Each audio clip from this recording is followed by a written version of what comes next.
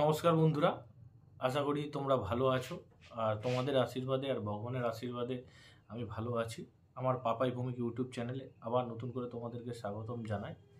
তা আজকে যে টপিকসটা নিয়ে তোমাদের সামনে এসেছি, সেই টপিকসটা হচ্ছে আমরা সবাই নিজেদেরকে যেমনি যত্ন করি, সেমনি আমাদের পছন্দের গাড়িটাকেও কিন্তু খুব যত্ন করি। আর যত্ন করা মানে কি, গাড়িটাকে পোছাপুছি বা গাড়িটাকে ধোয়াধুয়ি অবশ্যই করি। কিন্তু এই গাড়িটাকে পরিষ্কার রাখতে গিয়ে বা ধোয়াধুয়ি করতে গিয়ে কিন্তু আমাদের অনেক সতর্কতা কিন্তু অবলম্বন করা দরকার, কিন্তু আমরা করি না। তো এই বিষয়ে তোমাদেরকে বলছি। তা যেটা হচ্ছে, আমরা ধরো কোনো মানে কোনো জায়গা থেকে গাড়িটা রাইড করে নিয়ে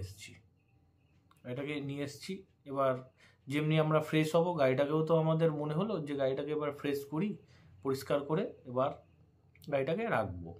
তা সঙ্গে ওই কী করি, আমরা গাড়িটা চালিয়ে এসেছি, হিট অবস্থায় আছে বা অনেক দিন ধরে গাড়িটা ধুলো ময়লা হয়ে গেছে, গাড়িটাকে চালিয়ে এসেছি, খুব ধুলো ময়লা কাদা কুদা হয়ে গেছে, এরকম অবস্থায় হিট অবস্থায় গাড়িটার মধ্যে আমরা প্রেসার পাম্প দিয়ে জল দিয়ে আমরা গাড়িটাকে ধোয়াধুয়ি শুরু করে দিলাম।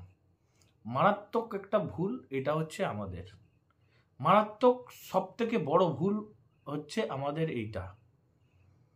কোনোদিনই কোনো সময় এইটা করা যাবে না। তোমাদেরকে ছোট্ট একটা উদাহরণের মধ্যে দিয়ে তোমাদেরকে বলি কেন করা যাবে না, কেন বারণ করছি। আরে তার পিছনে তো কারণ আছে, বিনা কারণ ছাড়া তো আমি তোমাদেরকে বলবো না। হাওয়াতে আমি কি কথা বলবো?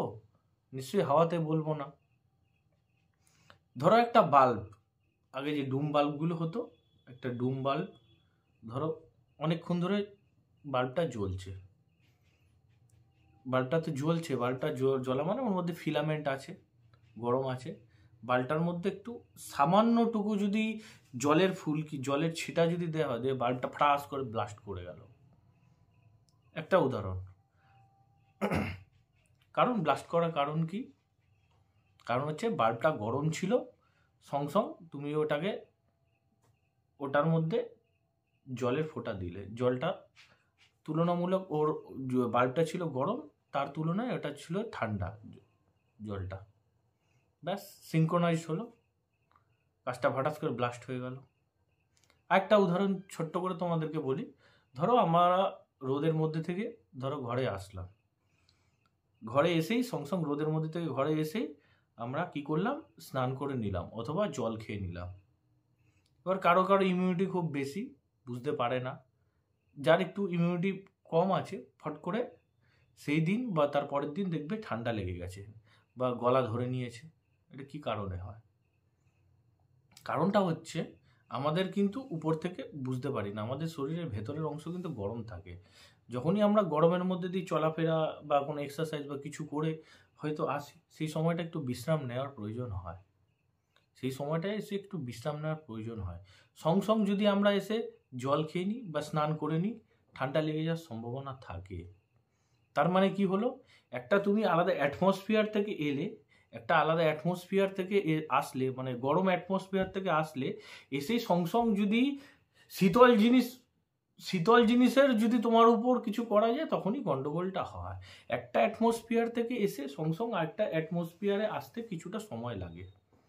না, তোমার গরম শরীর ছিল, গরম শরীর, সেটা গরম শরীরের মধ্যে তুমি হট করে জলটা খেয়ে নিলে, ঠান্ডা ধরে নেবে।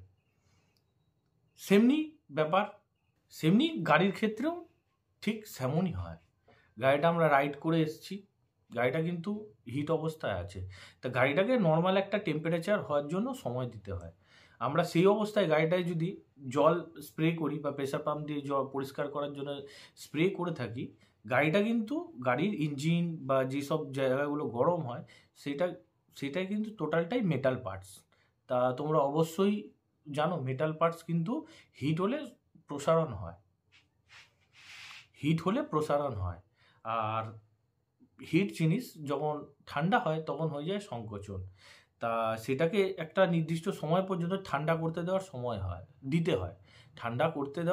দিতে হয়। তুমি গাড়িটা রাইড করে আসলে সঙ্গে তার মধ্যে প্রেসার ওয়াশ দিয়ে জল দিয়ে পরিষ্কার করতে আরম্ভ করে দিলে, কি হবে তাতে? এক তো হিট হয়ে আছে, মেটালটা প্রসারিত হয়ে আছে, সঙ্গে সঙ্গে জলের স্পর্শ পাওয়া মাত্রই তোমার দেখবে বাষ্পীভূত হয়ে গেল জল। শুধু জল বাষ্পীভূত হলো তা না, ওই যে মেটালে টাচ হলো জলটা মেটালে টাচ হয়ে বাষ্পীভূত হলো, তা এর ফলে সিঙ্ক্রোনাইজ হয়ে গেল, মেটালের কার্যক্ষমতাটা নষ্ট হতে থাকলো।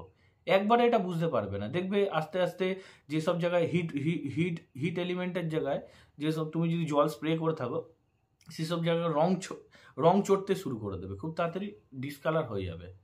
যেমনি সাইলেন্সার হিট অবস্থায় জল দেবে তোমরা, বাষ্পীভূত হয়ে যাবে, ছ্যাক করে আওয়াজে বাষ্পীভূত হয়ে যাবে, আস্তে আস্তে দেখবে সাইলেন্সারে জং ধরতে আরম্ভ করে দেবে। এটা সব থেকে আমাদের ভুল হচ্ছে এটাই। সিঙ্ক্রোনাইজ মানেটা কি? সংকোচন, প্রসারণ আর সংকোচন, এটা একটা নির্দিষ্ট সময়ের মধ্যে হয়।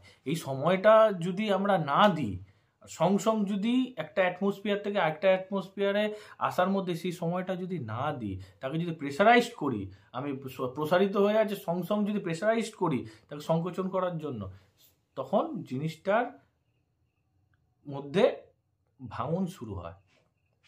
সঙ্গে তো ইঞ্জিনটা একটা তো মেটালে তো এই সঙ্গে তো ভাঙবে না, তো যেই মেটালের যেই পোর্শনটায় আমরা জল দিয়ে স্প্রে করছি সেখানে সিঙ্ক্রোনাইজ হতে শুরু করবে, সেখানে ভেতরের পার্টস পুর্জার ভ্যালিডিটিগুলো নষ্ট হতে থাকবে, খুব মারাত্মক ক্ষতি হবে, খুব মারাত্মক ক্ষতি।